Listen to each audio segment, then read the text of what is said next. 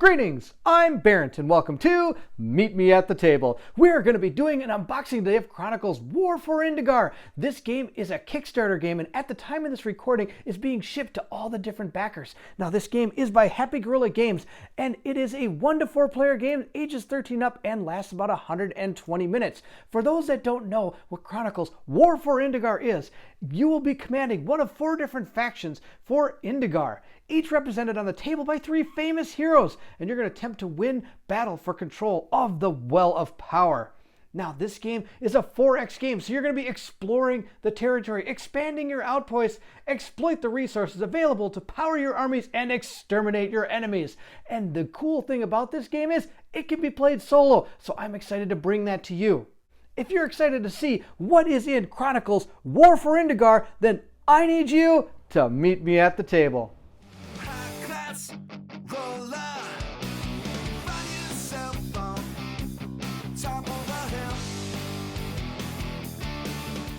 So we've gone ahead and got the shrink wrap off. Let's take a look at what is inside Chronicles War for Indagar. Oh, I'm really excited for this. All right, we see first the instruction booklet. That's great. This instruction booklet is really well written. I've had a chance to read through the rules, and they lay out all the different commands and all the different things you're going to be doing in this game, not to mention everything you're going to need to know about all the tiles and everything. And at the end is this wonderful solo mode that I'm excited to play, where you're going to be having to go ahead, and it says in here, it's going to be a functions of a very difficult puzzle game where the player must find a path to victory within 10 game rounds. In general, it's basically the normal mode, but it has some different rules. So we're going to go ahead and put this aside. This is a very good book. Next, we have our tiles.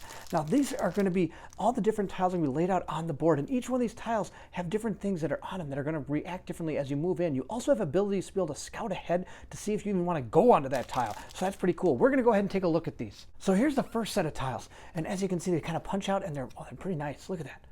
Got some pretty thick cardboard, and they're really durable. I like it. Okay, and so here's the side you don't know, and here's what's going to be on the other side, and they're all like that. So here's the back side of these, and there's a whole nother set of them.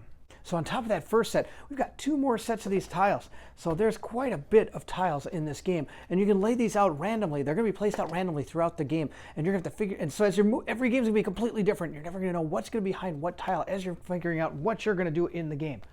Okay, there's even some more on top of this one as well. Not to mention right here we have our turn score tracker, so we're going to be able to keep track of score. These are some of the monster chits that we have, and over here are some of our player tokens where we show what initiative, who has initiative. We get to choose the different strategies, and you're going to see a lot of that happening inside the playthrough. Here's some more monsters, and look at all this. This is all the different types of game tokens throughout this entire game. This is going to be really cool. We've got like level up tokens over here, and oh, it's going to be really awesome. We got activation tokens. These are probably health tokens.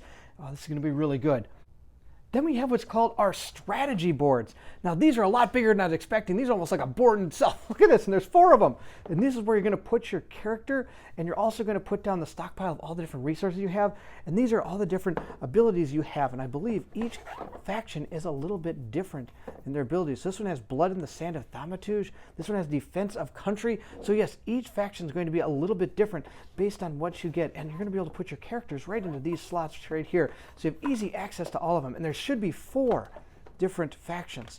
The Great Forest Tribe, the Rommel Nation, Arkland, and the Cabal. Oh, these are going to be really good. All right, so we're going to put those to the side. Now this game does come with some miniatures, and these are going to be really cool. Each one they come in the different colors of their factions, but you can also paint them up if you want. And also they have, I believe these are the monsters in the game, or maybe these are the members of the Cabal. I'd have to look.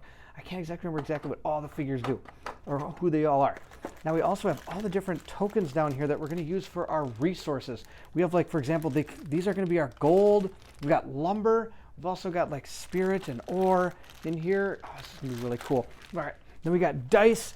This game you can't have anything without dice. Now these dice are different. They're not 1 through 6s. They are 6-sided dice, but there's certain numbers that are seen more than once. So you got 2 1s, 2 2s, and 2 3s. So it's a 3-sided die. Awesome. There's a whole ton of them. That's really good. Now these right here, these are our outposts. I apologize. As you play, you can build and upgrade outposts. You're going to start with level 1 outposts if you decide to build one. And then as you gain more resources, you can upgrade your outposts to 2 and 3, and these outposts are going to gain you more resources, and they're also going to be able to protect you, and they actually have their own defense and health stats that as they take damage, they're going to return down to other less. So if you have the level 3, then it goes to level 2, level 1, and then it's destroyed. So that's going to be how outposts work. Again, you're going to see how that works in the game. There's some gel things here. We don't need those anymore. But we do have a bag. That's awesome. And then we have our miniatures. And of course, I'm going to show you what these characters are real quick. So next we've got these awesome resource and gameplay cards. They're going to show you the turn order for the start, the end. They're also going to talk about all the different resources and outposts and how you're going to be able to level those up. And on the back side, it is the same thing. So we've got 4 of these, obviously, because it's a 1 to 4 player game. That's really good. Now here's the cool thing. Here are some of our characters. We've got the Bright Lord. We have our speed, our attack, our defense, and our health stat. This is how you're going to level your guy up. As you gain experience, he's going to become level 1, level 2, level 3. And you're going to put tokens over here to give him special either attack or defense powers. Also, you're going to be able to gain basic abilities, command abilities, depending on if he's going to be your commander. Then he also gets to do different special abilities, and each one is completely different. So we got our Lady of the Flame, and we've got Master of the Hunt, and the Unbreakable. Oh, these must be the Cabal guys, I'm guessing. The Grinning Tyrant, that's pretty awesome. He's kind of grinning, look. The Horned Giant, oh wow. And the Vampiress, oh yeah, that's what this person is right here. Wow, right there. Then we've got Heligoth, Oriana, Spirit Walker, oh cool. And to John, the Blighter, all right. Maybe these are some of the, no, these could be the monsters, I bet. I bet those are some of the monsters. All right. And then here we've got some other members, the Little Snake, the Feaster of Shutapa. I'm going to say these wrong. I apologize. The Twin Blades. And here's the Cold Wind. So these are the faction that is more in the forest. The River Savior, the Chieftain of 2 Rivers, and the Blight Lord again. You know, I would like to hear what you think as to what faction I should play. Should I play the purple faction, the black faction, the white faction, or the green faction? And yes, these are the monsters. That was my mistake. Here are the monsters. These white ones are the monsters. So we got red, green, purple, and black. Now, personally, I think the purple team looks pretty awesome. Not only is it purple because I am a big fan of the Minnesota Vikings, but also because they're kind of knightly, and I think that's kind of cool. But, of course, maybe you might want me to go into the darker realm, or maybe into the lighter realm. Who knows? Or the red realm. I mean, the stand. I think these are more of the sand people. I forget. And these are the foresty type guys. All right, so these are the heroes. I apologize, I spent a lot of time on those, but these guys are really looking cool. And that is it for the unboxing of Chronicles War for Indagar. I'm pretty excited to bring this to the table. This game is by Happy Gorilla Games, and it's going to be a lot of fun. Expect to see this hitting my channel very soon, and then I'm going to be playing through the solo mode. So we'll see how we do. Hopefully we can win, but I've heard it's pretty difficult. Thank you so much for watching. I hope you enjoyed this unboxing video. If you did, please give it a like. Don't forget to hit the bell symbol so you know when the playthrough comes. Also, please feel free to leave anything in the comments below. I'd love to hear from everyone. Again, thank you so much for watching. And if you're excited to see what comes next, then I need you to meet me at the table.